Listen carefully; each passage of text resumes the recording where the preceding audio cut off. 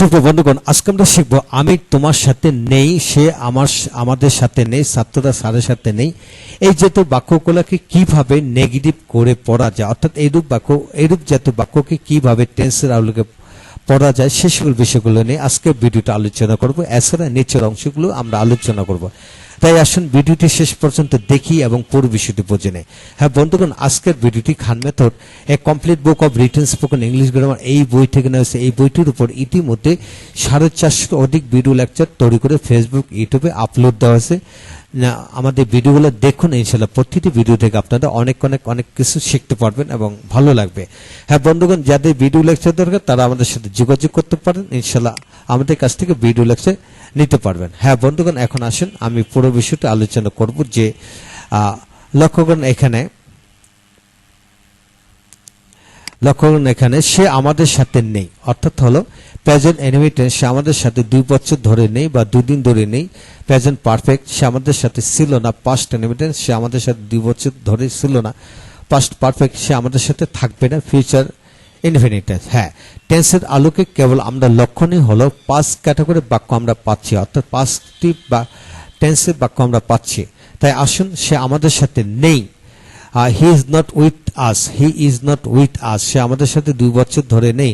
He has not been with us for 2 years. বন্ধুগণ, এখানে has বসলো এবং বিন কেন বসলো একটু লক্ষ্য করেন।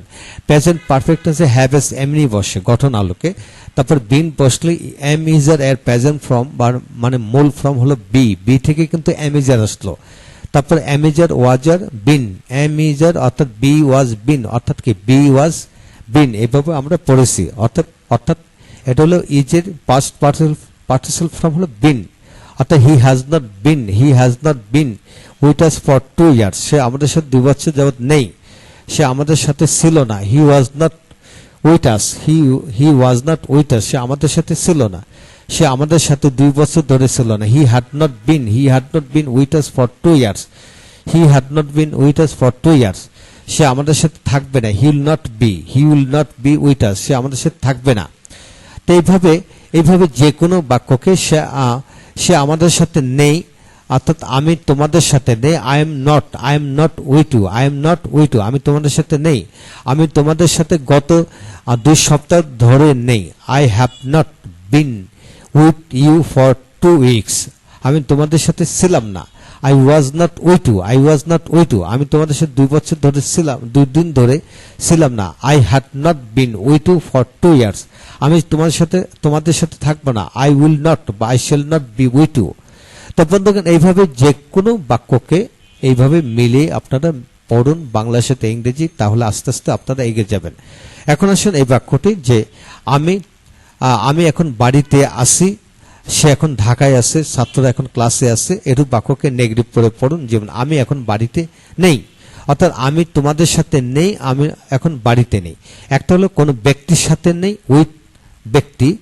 আর আমি মানে এখানে হলো কোনো জায়গাতে নেই, সেখানে হলো ইন দ্য হাউস বা এরকম হবে।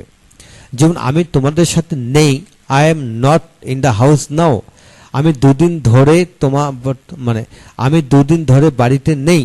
আমি 2 দিন ধরে কি বাড়িতে নেই মানে আসছিলাম না।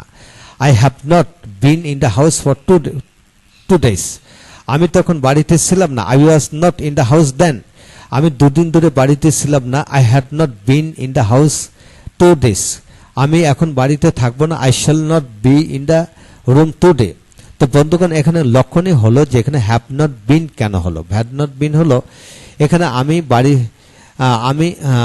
এখানে হলে প্রেজেন্ট পারফেক্ট টেন্সে হ্যাভ এমনি বসে, আর এমিজার ওয়াজার থেকে বিন আসলো, পাস্ট পারফেক্ট বিন।